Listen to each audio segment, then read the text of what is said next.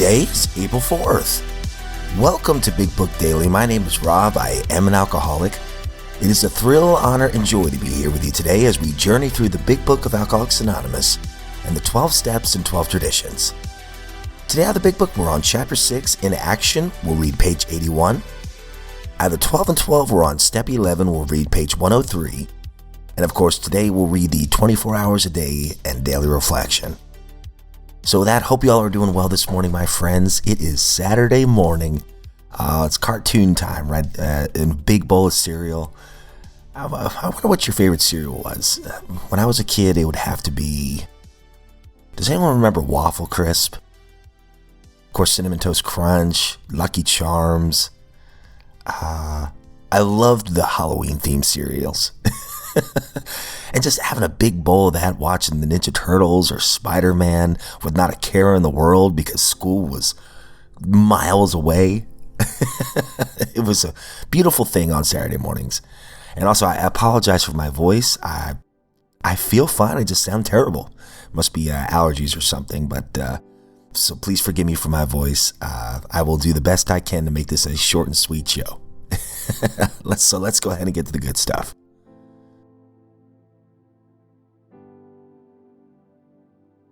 All right, my friends, so if you recall from yesterday's reading, we have been talking about making restitution, making these amends. And now today we're going to talk about, some of the more domestic troubles and how it's always wise to get a second opinion before making these direct amends. So we're going to start on the bottom of page 80 and read page 81.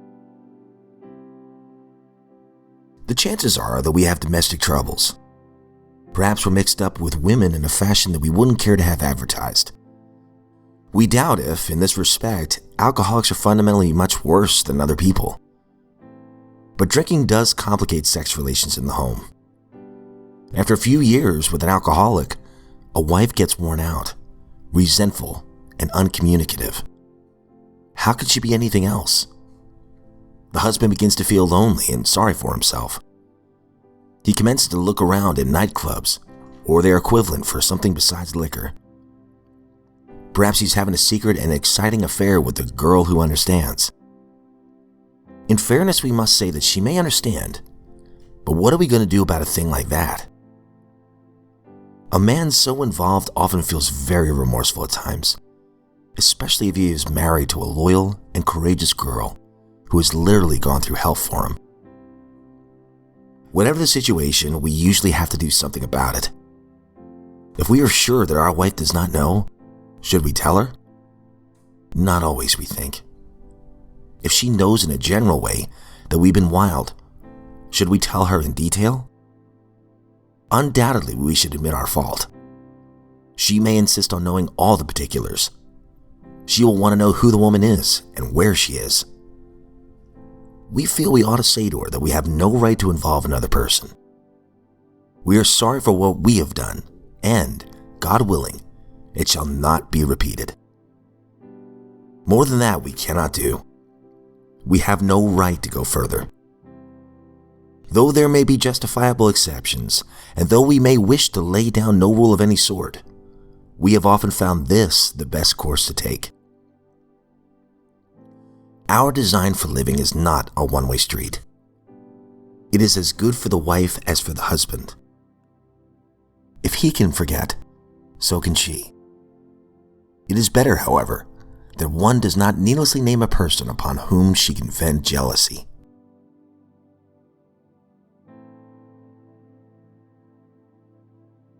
Out of the 12 and 12, we're on Step 11. Sought through prayer and meditation to improve our conscious contact with God as we understood Him, praying only for the knowledge of His will for us and the power to carry that out.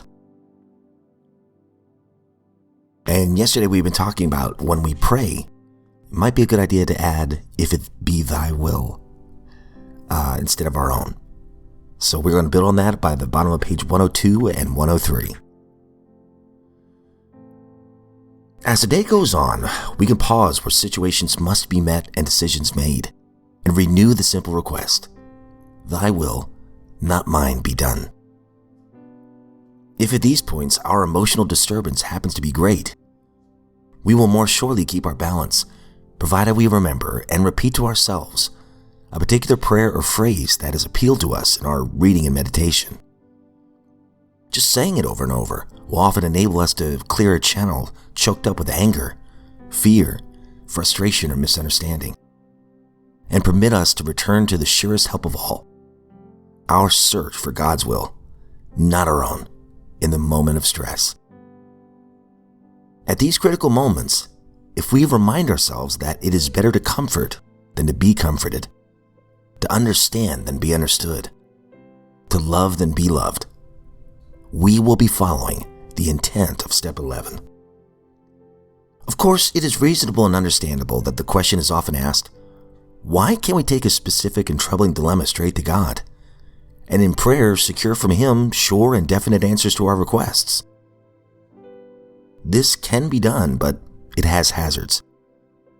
We have seen AAs ask with much earnestness and faith for God's explicit guidance on matters ranging all the way from a shattering domestic or financial crisis to correcting a minor personal fault like tardiness. Quite often, however, the thoughts that seem to come from God are not answers at all. They prove to be well-intentioned, unconscious rationalizations.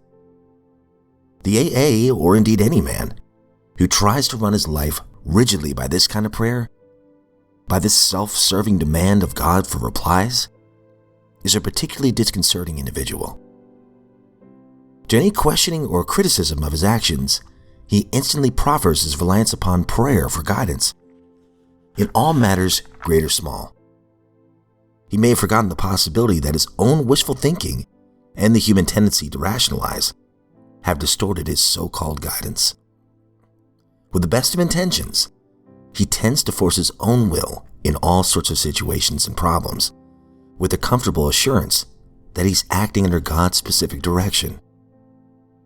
Under such an illusion, he can of course create great havoc without in the least intending it.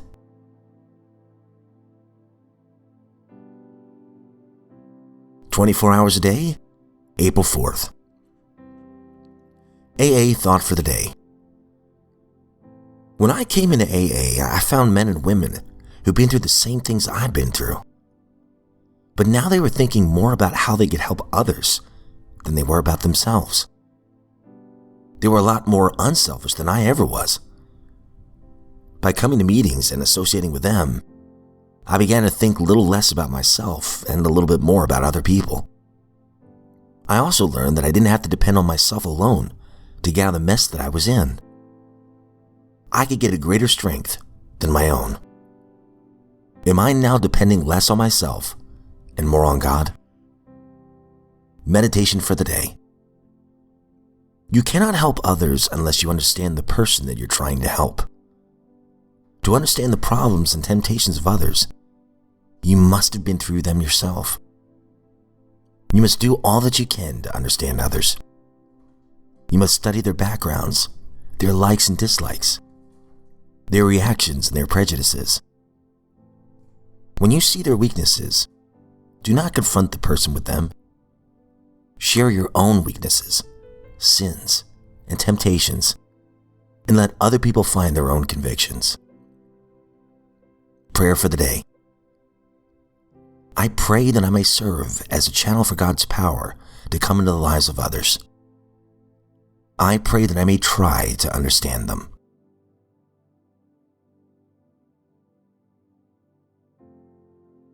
Daily Reflection, April 4th. Crying for the moon. This very real feeling of inferiority is magnified by his childish sensitivity, and it is a state of affairs which generates in him that insatiable, abnormal craving for self-approval and success in the eyes of the world. Still a child, he cries for the moon, and the moon, it seems, won't have him. The Language of the Heart, page 102. While drinking, I seemed to vacillate between feeling totally invisible and believing that I was the center of the universe. Searching for that elusive balance between the two has become a major part of my recovery. The moon I constantly cried for is, in sobriety, rarely full. It shows me instead its many other phases, and there are lessons in them all.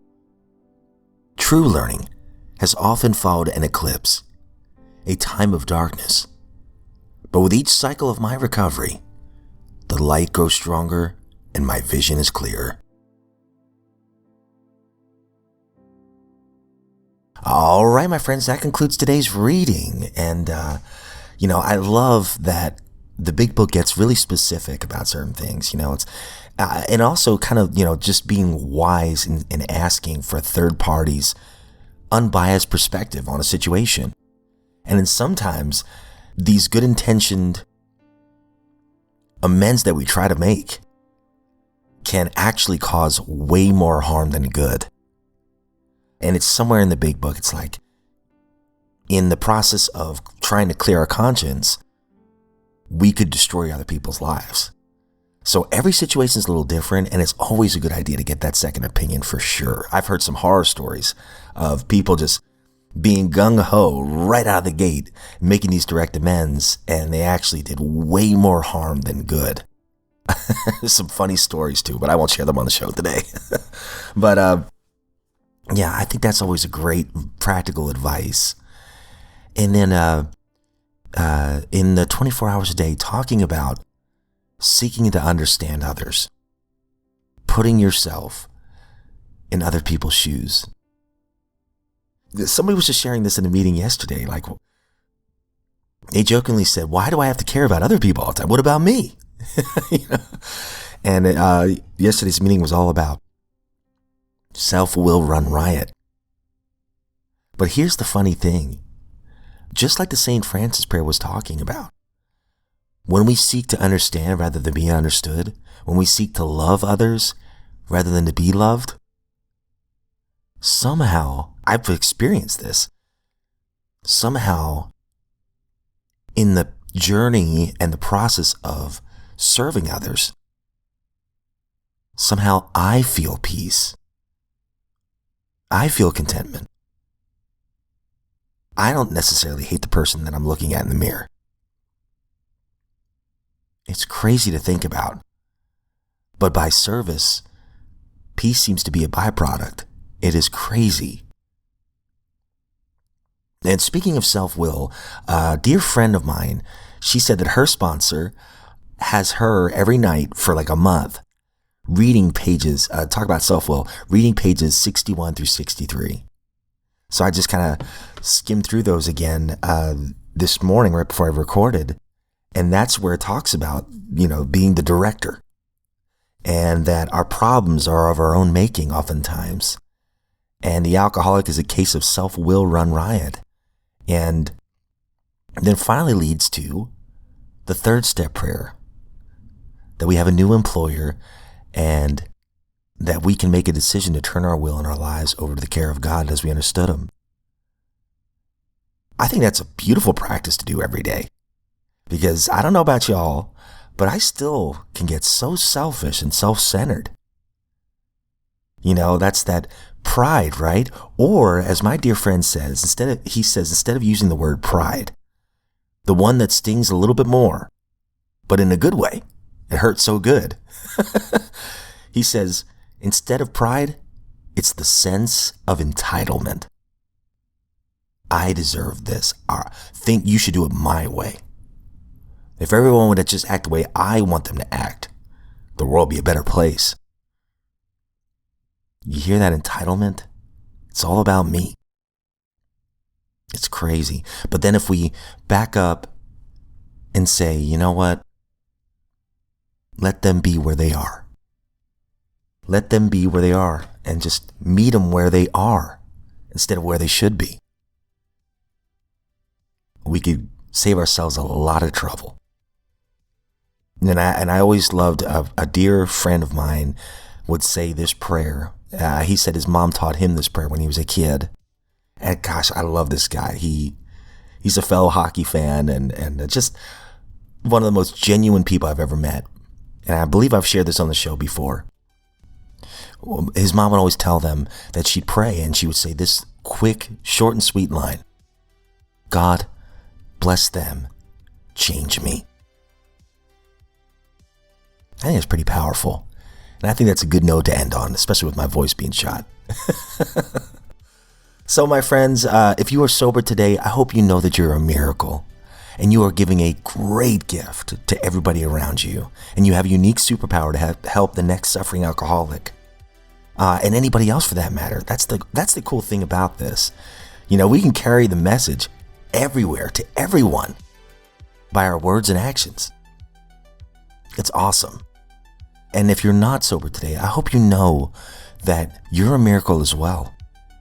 That you are worthy of recovery. And if you've gone back out, come on back. There will be no shame in that. If anything, you're going to help so many people when you come on back into the rooms or for the very first time admit that you're powerless over alcohol or any addiction that you're involved in. I love NA. I love Al-Anon. I love OA and, any recovery, right? We all have things we wrestle with. You know why? Because we're human. There's no shame in admitting that. If anything, it's awful courageous to finally be honest and open-minded and willing enough to ask for help. And in turn, you're helping other people too. So I pray that you get the help that you need today, and you don't have to do it alone. We've got your back. But my friends, as always, I don't speak on behalf of AA, Al-Anon, any other sect. I am just a drunk, joyful drunk in this lifeboat of recovery. Honored to be here today, this beautiful Saturday morning. And if we're given another set of 24 hours, I sincerely look forward to seeing you right back here tomorrow.